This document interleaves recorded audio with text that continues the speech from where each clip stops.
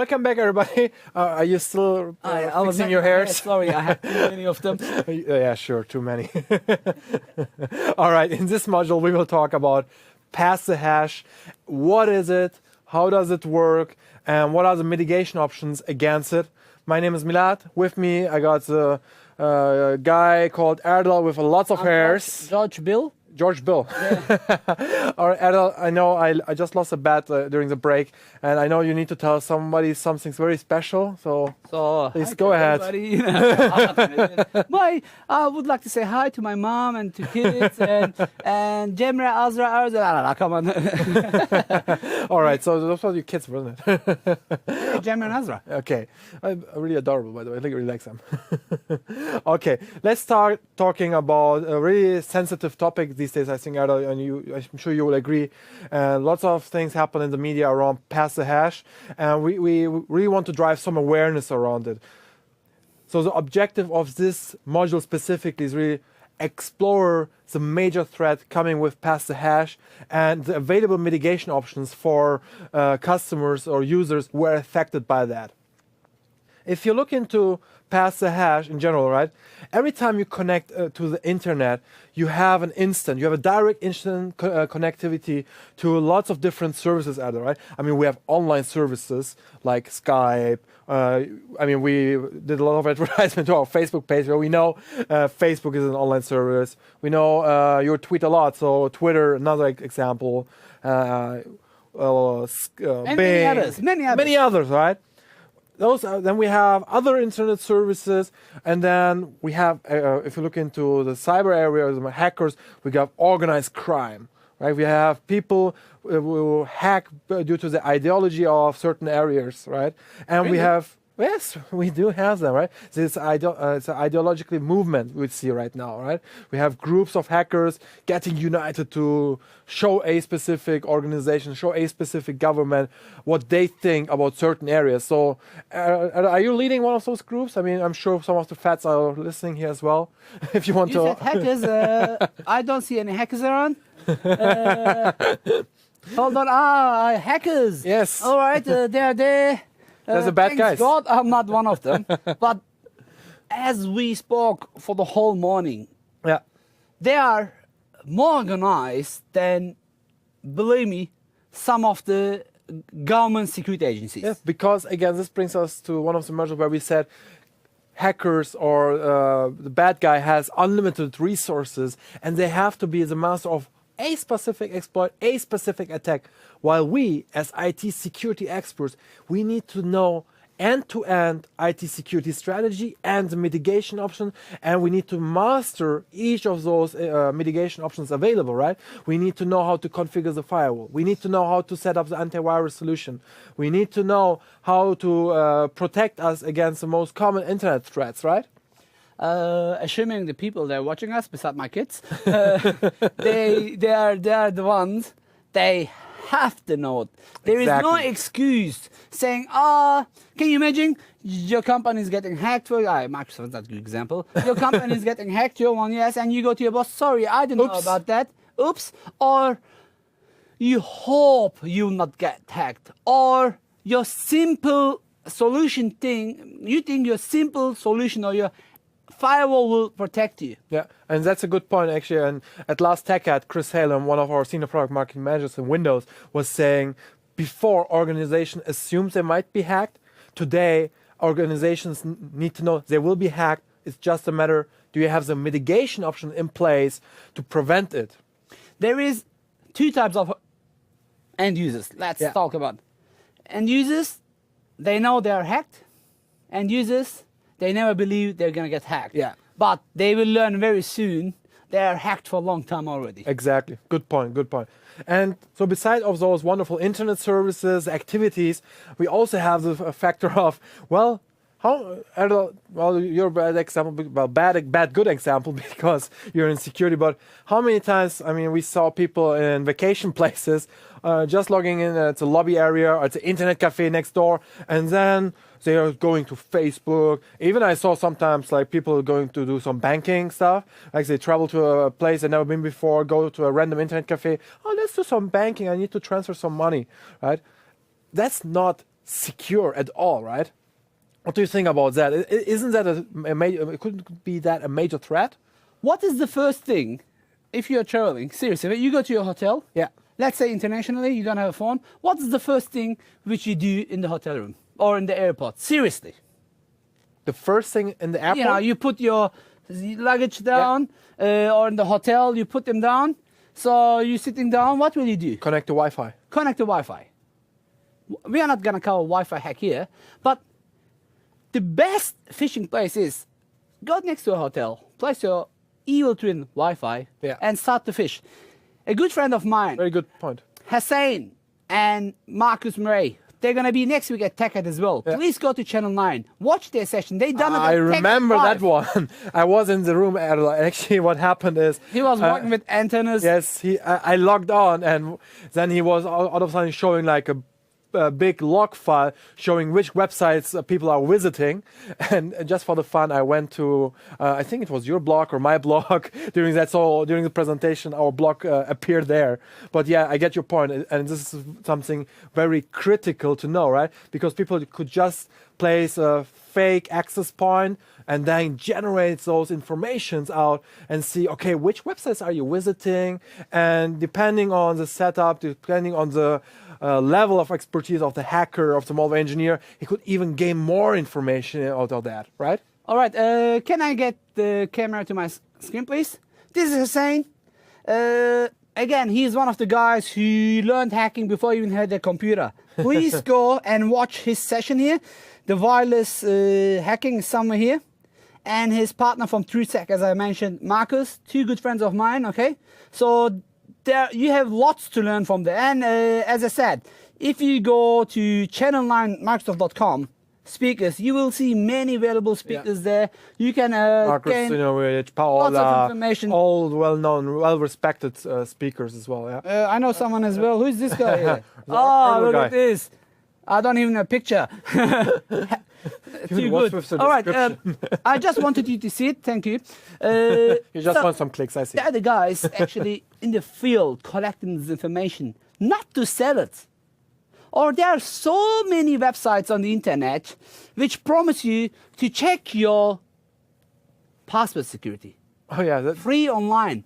Do you think really they give you recommendations saying, yes, this password is secure or not secure?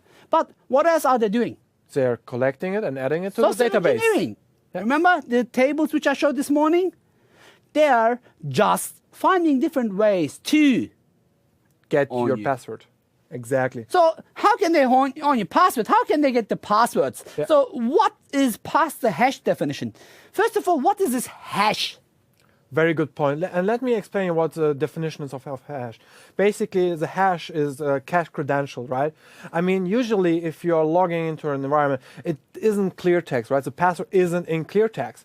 But guess what, Adel? I mean, even though it's not in clear text, the hash code is nearly as powerful as it would be in clear text by any system, right? It doesn't matter which operating system you. And just to make it quickly, a very important point, pass the hash is nothing where just only Windows is affected, right? Any operating system could be in theory affected by pass the hash. So we know that it's like the password is usually not in clear text, right? We know now that the hash itself could be as powerful as in clear text, and it is stored in memory or in persistence on disk. All right, a good example, LinkedIn. A few years ago, they were hacked. Why? Because they did not salt their hashes. Salting hashes, please, we're going to talk. This is not what we're going to talk today, but it's basically adding some sort of security. It's really important to understand the security, but very shortly you're going to see sometimes having secure password is of course important, but sometimes it's not. Doesn't matter. Yeah, we're gonna see. Let's be honest. Shortly, but before we go there, we have to understand the technique. Yeah. Milad, I'm pretty sure you can tell me what past the hash techniques are. Milad. Let me just actually visualize first the definition a little bit, Adel. So basically, on the screen here, you can see there's a computer and we have a server. And what I do is basically, I have the username and password, right? The end user is authenticating with username and password. And what is happening in real is that the password is getting translated to a hash, and the username hash is going through that server, right? So there's a connection between the client and the server, and instead of the password in clear text, we are sending in a hash code over there. Now, talking about the technique itself, Erdal. Probably 1 point. Can we go 1 slide back? Sure. And what was SSO again? I mean, I know the answer. Very good point. Sorry, forgot that one. Single sign-on. What is single sign-on again? Basically, the idea is, Erdal, are you not tired of typing in the same password over and over in different websites? I'm also tired to have multiple keys to open my house door. Yeah. So how about I tell you, hey, I give you 1 key for your house, 1 key, and this key shall rule them all. Good. Good. It's going to be convenient. Yeah. But if someone gets the key, they're going to have access to everything. Oh, trust me. Come on. Why not? Okay. What's exactly. next? So that's single sign-on. Okay. If you look into the technique itself, basically the idea is that the attacker is gaining local admin access right in an initial system, and it doesn't have to be, for example, this big server environment. It doesn't have to be the domain controller, right? We are trying to identify a computer which has a weakness, which has local admin rights, and then use them in order to move forward. So basically what happens is we use the user A and hash from user A, the hash code, and connect with user B, and then both machines are affected. And once I own the workstations, I use the same credentials through the server environment. Do you have any questions on that? Any comments? No, but if you want, I can talk about attack scenarios. Oh, please do. Okay, so what are the attack scenarios? Let's look in our PowerPoint again. We have 2 different attack scenarios. One is the literal movement. Yeah. And in that activity, the attacker uses the credentials obtained from a compromised computer to gain access to another computer of the same value of the organization. Now, if you remember this morning, what I done is I gained access to a system. And this was actually the key exercise for me to be able to go to the next system. If you remember the thief virus, I could browse the network. Yeah. If you remember with the thief virus, I could connect to a NAS.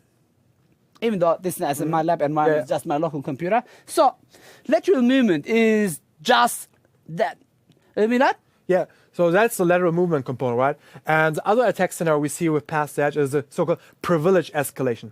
Privilege escalation is really that you use the compromised computer, which has maybe less privileges in the network, less capabilities, in order to gain access to another computer of a higher value to that organization, right? So we use a computer which is weaker, so to speak, in order to gain the access to a computer with a higher value. Let's say maybe the workstation of the executive level, or maybe even the server environment, right?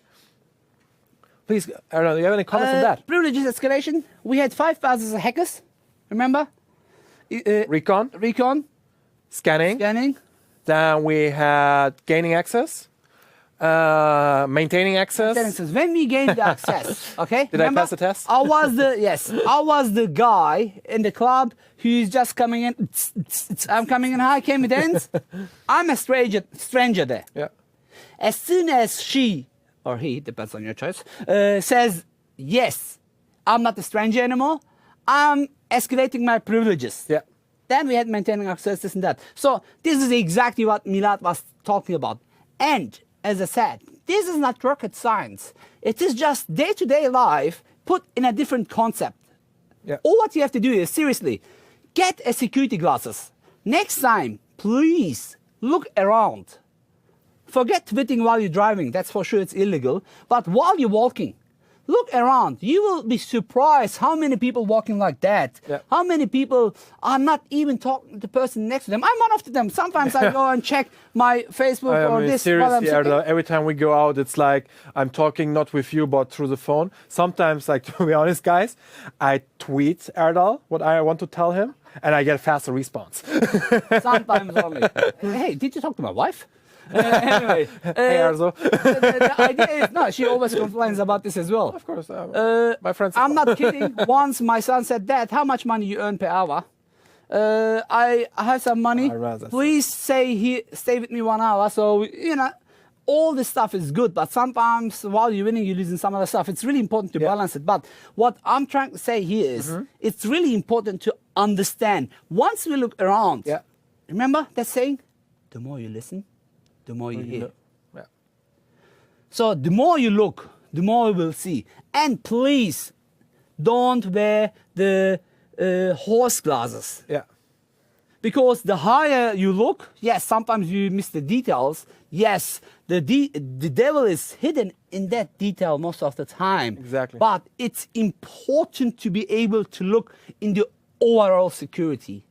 And this is where you're gonna protect many stuff. But I think you have also some examples on typical the hash attack. Can you tell us a bit more about that? Of course, happy to do that. Let me just go through the slides here. And this is a typical pass the hash attack. So imagine the scenario, Erdal. We have the access level, so the user and workstation. We got data level, server and applications. And then we got the power level, which is the domain controllers, right? So the king, basically. So if you own the AD, you own basically the entire infrastructure, right? So what happens, right, from the bad guy perspective? The bad guy targets the workstations, right? He sends information, malicious information over there. The user who is running local admin is compromised. The bad guy grabs that credentials, and what happens then is he's getting the informations about the credentials. Then the bad guy uses the credential for lateral traversal. So what happens here is that I get this information over, and I communicate now to the data, to the power level, and compromise the entire system, because once I have the hash code and once I logged on, I own the network, right, Erdal? Yes, definitely. Exactly. So, you know, for me as an IT pro, every time myself I go to trainings or I go to conferences and watching, for example, you in one of those great sessions, I say like, wouldn't it be great if this guy just show me what what he's talking about? So now I will show you pass the hash in action. It's just again for you to drive some awareness around what it is, how it works, so that you really understand the risk behind it. So let me move over to my demo environment. Let me log on here. All right. So this is a basic setup here you see in my Hyper-V environment. I got a domain controller, I have a Windows 7 client and a Windows 8 client. I will just use the Windows 7 client here. Let me double click over here. So let me put it over here like this. All right, so this is a local user account, John. He has local admin rights. So let me log in here. And this is just a very simple scenario how pass the hash works, just to give you a quick understanding around it, right? So we can ignore that one. So let me just show you that I have what admin rights, right? So this is John. Let's go over. So John is an administrator. Okay, so we know John is a local admin. Now what I did is I downloaded a tool called WCE. Let me let's disconnect those ones. Okay, I put it on the temp, which is called WCE, right? If you're interested, just Bing for WCE, pass the hash, and you'll find some sources for that. Okay, now WCE, if I just start like this, well, I can start it, but nothing because it's command prompt. So what I will do is I start a command prompt. Command prompt. Okay, so I shut down the VM. Let me just quickly restart that one. Sorry about that, guys. Passing the hash completely. Yes, I just passed the hash completely, exactly. In the meantime, I can just, while you fixing it up, if you... It's already there. My screen. All right. Wow, this is... that's second generation, right? Well, the VM not, but I have a strong laptop and I allocate lots of resources to it. So back again, let's start a command prompt with run as administrator, yes. So all I have to do is now go to cd temp, cd wce. Let's see, okay, I got a WCE file, an executable. I will write I will not add any further lines in there. Just hit enter. Let's see what I get. Okay, so WC, it's a beta. Okay, Windows Credential Editor. Okay, so what do I see here, guys? I see my username, John. Windows Win7 is my computer name. And then I see this. Erdal, do you know any guess the highlighted area here? What this could be? I don't know, what is that? It looks like something we call hash. Maybe. Good point. Hash? Exactly. Credits from my side for you. Thank you. Okay, so this is the hash, which represents basically the password, right? Here, this is the password hash, right? So what do we need to do now? Okay, so now I know this password, right? But if I copy paste this and try to log on with that one, it doesn't work, right? I guess this is encrypted information. Encrypted information. Okay. So Just guessing, I have no clue. yeah, pretty close, pretty close. So what could I do? Let's see. Okay, how about I'm more interested to domain credentials, right? Yeah, because I can gain access of everybody. Okay, very good point. So let me do this one. WCE dash E. So dash E, what happens basically, it will keep an instance of WCE open. Okay? And now every time I go into there, and what I can do is basically I just switch the user. I thought you were going to shut it down again. No. Don't worry. Oh, switch the user. And let me log in with my domain credentials, my domain admin.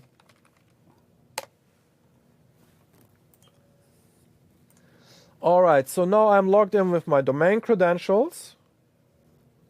And you know what? Let me switch back already. So I'm switching back, right? No, it's not that easy, right? Let's see what happens. So I'm going back to John, typing John's password.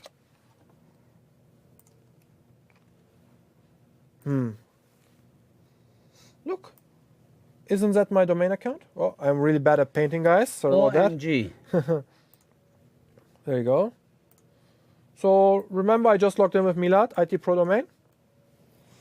And there you go. I have the hash code from my domain admin. Okay. That's cool already, right? So I know exactly, okay, that is the hash code for my domain admin password. So wouldn't it be cool now, really, if I use those credentials at all? Yeah, but how are we going to do that? Pretty simple. Unfortunately, pretty simple. Let me do WCA dash, let me just double check, help. Let's see, what was S? So learn on the spot. Yeah, learn on the spot, exactly. So WCA S. Let me show you what S means, basically. Yeah. So change NTLM credentials of current logon session. So exactly what I want to be domain admin for one day. Okay, so let me just copy this one. Okay.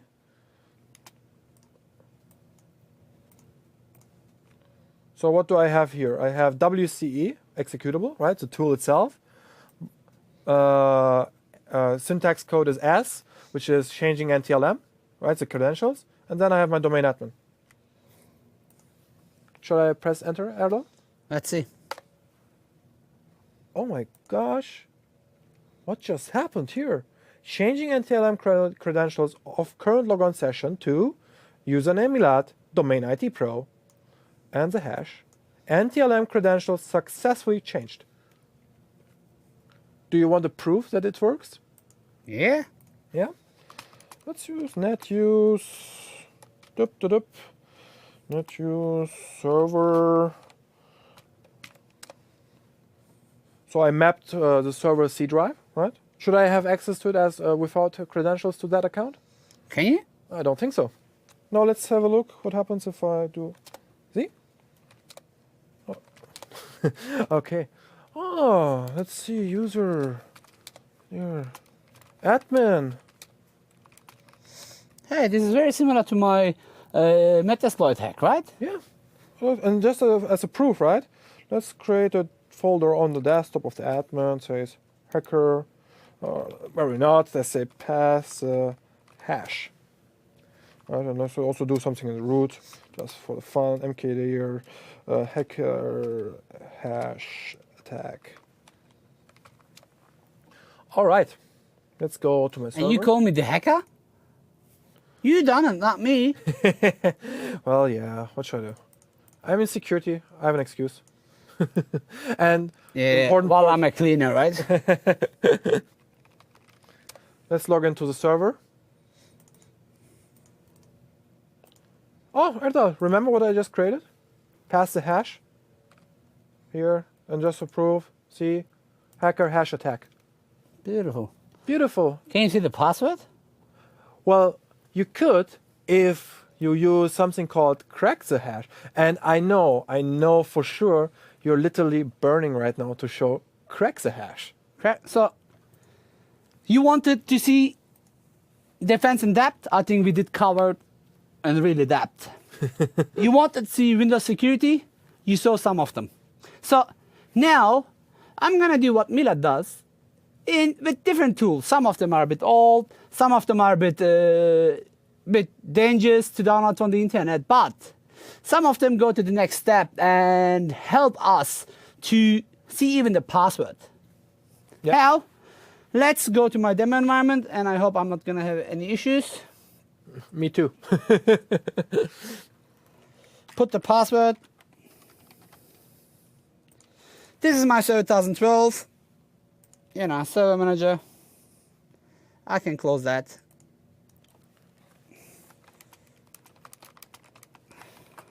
Anyway, I don't want to close it. I go to my tools. I go to my system hacking. I go to my password cracking tools. And let's start with a program called, it's an old one, LCP. Let's install it quickly. I'm pretty sure you all agree with the terms and conditions. It's been installed. Should be somewhere here. Come on.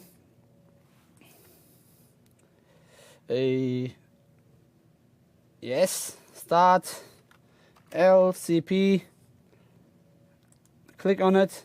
This is my LCP. Now, from there, I want to, you know, you can do many different stuff from here. You can just start dictionary attack, hybrid attack, brute force attack. You can do many other stuff as well. So, once you, oops, sorry. Oh, I know I closed it mistake as well. Sorry. I'm just opening it again. Well, at least you didn't shut down the VM, right? Yeah. So you can come, and as you can see here, import from local computer, remote computer, import. So let's import from a local computer. What is this? It is a new computer. Click OK. Ah, access denied. Let's come here. Let's go for the SAM database. Select, you can just come and select the SAM file. You can come and do some other stuff from here. You can get the sniff file. You can get remote computer from the registry. Click OK. Here we go. Look at this. This is exactly what Milad has gained. And if you check, this program is really old, 2004. But LM hashes there. Look, that user guest doesn't have any password. But how can you get this password, right? We are after the password. So how we can correct the password? This is question. You can select different, you know, the hashes here. I'm going to come to the crack. Let's start begin audit. And I don't know if you noticed, as soon as I came to session, begin audit, it started to crack the passwords. Yes. Can I get the screen to me for a second? Yes, I know the passwords are small, but hey, this is not a whole day. I don't have lots of time to crack long passwords. Remember, we talked about the importance of module 1. If you just joined later, please watch the recording. We talked about tables in our first chapter. Now, let's have a look what else can we do. This is still running. We did get the password. And when I say, please, please, please have long password, This is one of the most important reasons why you should have it. And it's running a dictionary attack.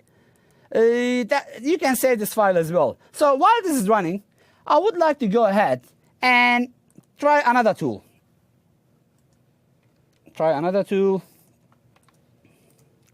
I go to my system hacking, password cracking tools. Now I would like to see some files here. Oh, not here. Password cracking to tools. choose the right folder, right? Yeah. pwdump.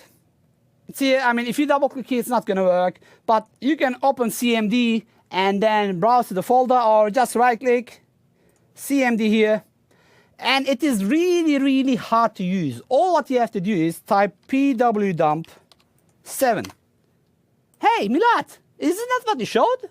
Yeah, looks exactly. I just typed pwdump 7. Seriously. Now, I'm going to do pwdump 7, and I want to export these files into a text file. Let's call it MVA. MVA rocks.txt. Oh, where are we saving that? Thanks for letting me know. This is in, let's save it in C drive. Okay. Now let's go to C drive here again. So you just created So what I've done is right. What is the syntax again? pwdump, and I just said export to C. You know, C. Okay, let me just do, just so you can see it. Yeah. It's not gonna work now. pwdump 7 and basic export. Export to C. I mean, there is no dashes, but C. And I call the file name. Let's go to C drive. mvarocks.txt. Can you see it? Oh, I was just scared for a second. Where is it? Don't worry. And Notepad. Yeah, you need bigger glasses, maybe. I think the screen is big enough. Yeah. Yeah. So I got the hashes here. Yes. You saw the Microsoft way. Now you see the industry standards. Okay. What's the Microsoft way? Come on. No. We didn't develop the tool about that. No, and it's to be honest, not. we were not happy when we found out about pass the hash in general. All right. At least I'm trying to, Okay, sorry. Now let's talk about a few more tools. Let's get the table. What we done is we did recover one hash, right? Yeah. It's now to go to the next step. Get the table. Password cracking tools. Let's go to what are we gonna do next? By the way, Arla, while you're Yeah. opening that around pass the hash in general, what we also did when this came out, we have a team, a work group in place. I think we have 25 people in there, if I'm not mistaken, across segments from Microsoft. So we have people like from consulting services in there, from global business support, we from trustworthy computing, and even some of our technical fellows like Mark Rusinovich. We got people like Aaron Magosis and Tim Raines from TWC. So really smart people were put in place as a work team in order to understand pass the hash and giving enterprises mitigation options till we find a better way, basically, till we find a way, to resolve pass the hash in general. And most of my students, attendees, usually ask, why Microsoft? Seriously, they ask me this question, why Microsoft? And I usually tell what Milad said to them. So I know a quality of people, like Mark Rusinovich, forget about he being a Microsoft technical fellow. If you wonder what it is, he's one of 25 people at Microsoft. Yeah. He just report to Bill, I think. When I asked him, what is your job? He said, I do what I want. I don't think so. Of course he reports to Bill probably, but he does what he wants. And before he joined Microsoft, did you know that in 2005, he found a rootkit in a big corporation, which we buy their hardware, their laptops, their Walkmans. I got it away, sorry. Okay, and then Microsoft purchased his company. If you ask me, this is the best investment. Yes, I love this. It's all good, but for me, SysInternal is my, it's my most favorite tools. Not only you, to be honest, I don't know any IT professional who can do his job without SysInternal tool, Process Explorer, Process, just to name some. Zoom it. I mean, come on. All right. Who in a TechEd or any other conference doesn't have Zoom it on his machine? Do you know why he developed this software? We talk about that anyway. Let's go to Rainbow Crack. Yeah. Now, it's very hard. You're going to double click in the GUI. You can just go Rainbow Table. Or you can can you please load LM hashes from PWDump file? Remember, I had PWDump files in my C drive. And do you notice? The files are here. Yeah. The password not been hashed, but you can just load and get results. Okay. Then you can just go create your own table.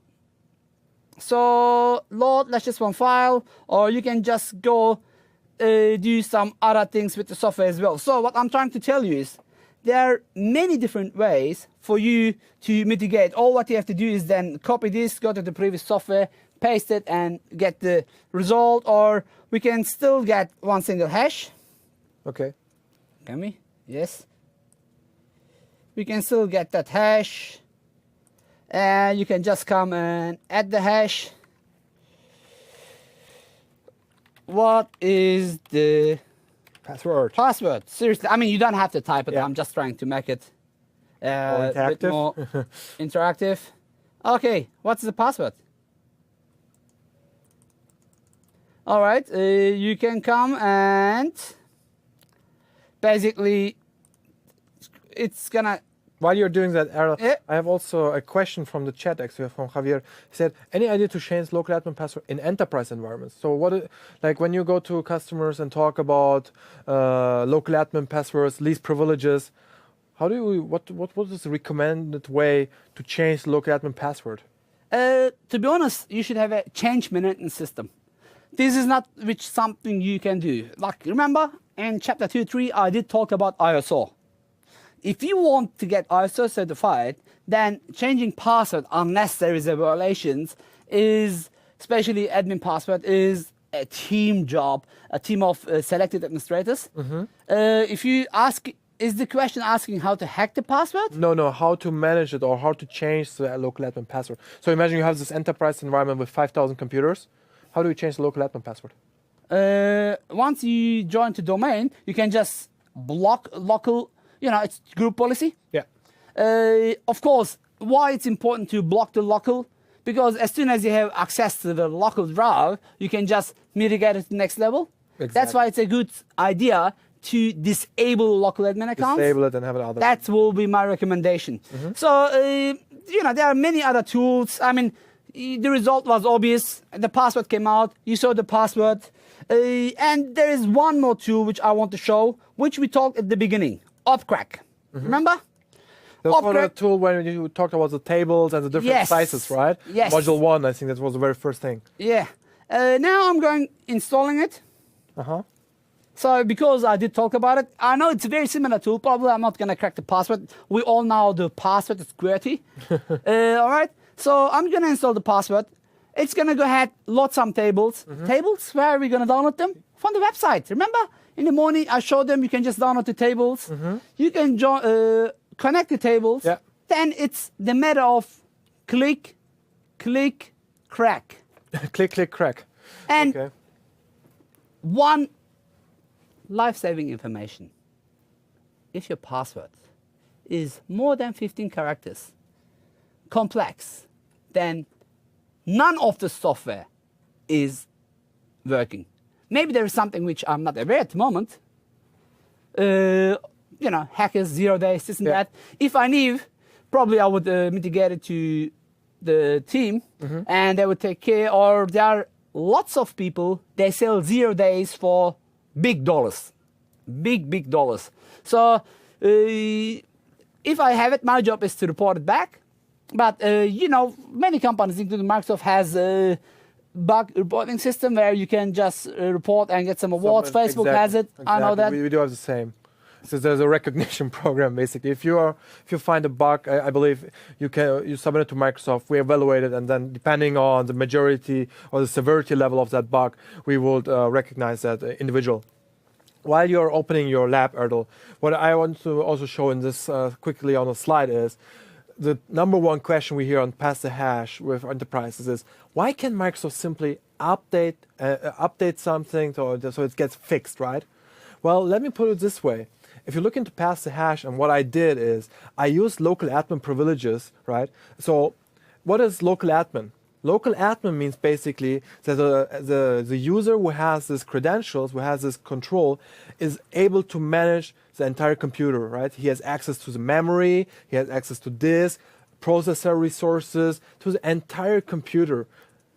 So how would you mitigate that? I mean, of course, in theory, we could say, hey, starting tomorrow, we are going on Patch Tuesday, we are releasing an update and nobody has admin anymore. Well, that could work. I mean, pass the hash would be mitigated, but I'm not really sure if that's the right choice to go in order to resolve it, right? So pass the hash basically utilize the local admin credentials in order to do bad things. So that's why we are having this work team who's trying to identify really some guidance around how to deal with pass the hash. We did release a white paper on pass the hash. And this one covers actually some of the mitigation options and really shows you how effective certain mitigation scenarios are, the effort required to implement that, and which of those attack scenarios it covers. So privilege escalation or lateral movement, right? So for example, the first one is restrict and protect high privileged domain accounts, right? So the effectiveness is excellent, right? It requires medium effort, right? So we need to spend some time, but it's still not really critical or high. And it will cover you against, it will mitigate the privilege escalation path. Looking into other options is restrict and protect local accounts with administrative privileges. This is something doesn't require a lot of efforts and is again a great way to go and is excellent in terms of effectiveness for lateral movement, same as the restrict inbound traffic using the Windows firewall. It requires some efforts, but it's still excellent as mitigation options against lateral movement. I know, Errol, I mean, we see a lot of blogs going on and some myths and some urban legends, right? Urban, I hope I pronounced it right, sorry about that, around guidance, what you should do against pass the hash. Like, some of them are like, hey, just disable NTLM protocol, jump servers, and so on, right? I mean, the effectiveness is really minimal, while you need to make sure like the efforts required to disable, for example, NTLM protocol is very, very high. And it will not save you really against privilege escalation or lateral movement. So my personal recommendation is just go Microsoft.com, type in pass the hash. You will find the white paper or mitigation option for pass the hash. Download it, review it, and work with your IT team in order to understand, okay, what are the mitigation options available for us, and which ones should we take in order to harden our environment against pass the hash. Errol, how about your demo? Is it ready? Yeah, I mean, it was ready. It was ready. Oh, excuse me, sir. Yeah, I want to show quickly one more thing. Next week, TechEd. I forgot to mention Raymond. Raymond is also a great guy. He's one of the moderators at the moment, answering questions. Thank you for his help. Okay. Without him, things would be a bit harder. So thank you very much. He's also very good. Look, what a small world. Me, Australia, he, Dubai, Raymond from Netherlands. We are working as a team. Yeah. Now, back to the slide. I'm going to show you one little slide, which Milad is going to be surprised about it. Yes, I'm again surprised, Errol. Did you know you managed that Milad is awesome? No. The most secure environments follow the least privileges principle. And this is from a case study, which is from that company here. Vulnerabilities that could be mitigated by removing admin rights is 92%, as I said this morning, in all Microsoft. Windows could be protected if nobody was using admin rights by 96%. Internet Explorer, 100%. And in Office, 91%. So when Milad was showing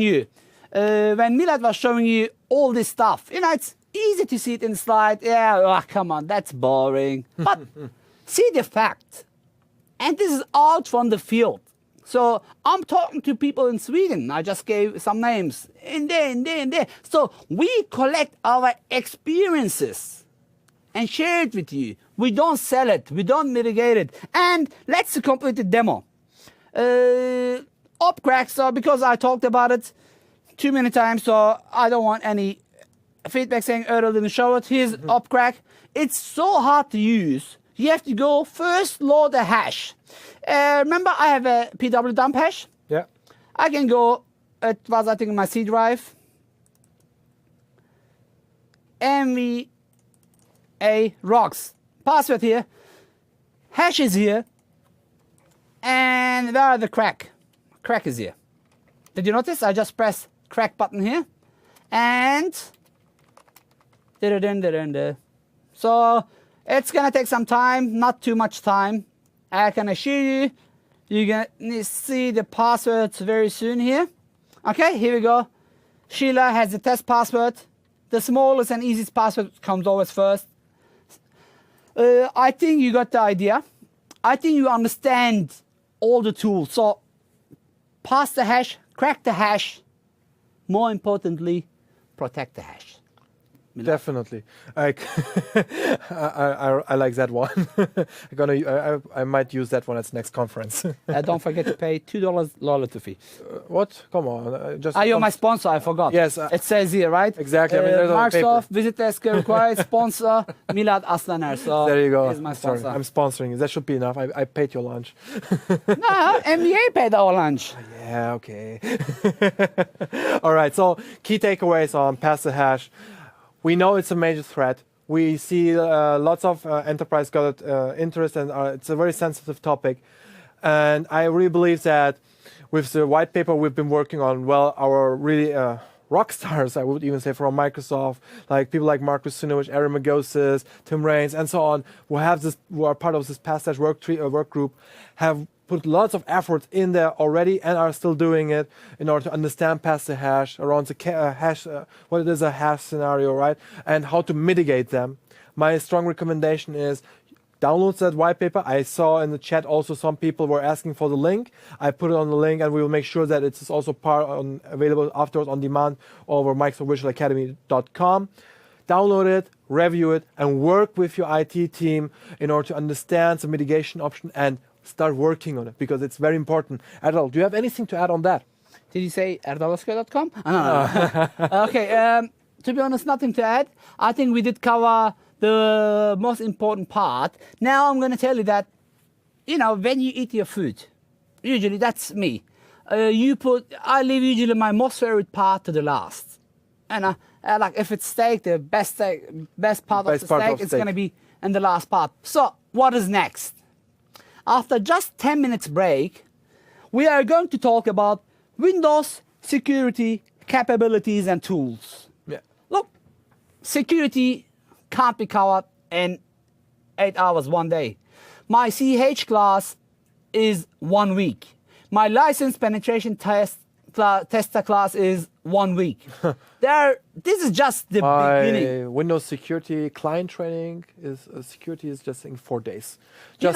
This is just features. So don't expect now. Don't go out. I'm the hacker. Shh, don't be Superman, okay? This is just the beginning. Probably Batman. And I can tell you, if you still, we were checking the statistic in each break, and we got great numbers, and I'm pretty sure we're gonna have great click-throughs. If you take this to the next step, nobody can stop you. Well done, guys. So continue. Thank you again, and I'm looking forward to see you in 10 minutes for lots of demos and closing the day. All right, thanks, guys. Bye-bye. Bye.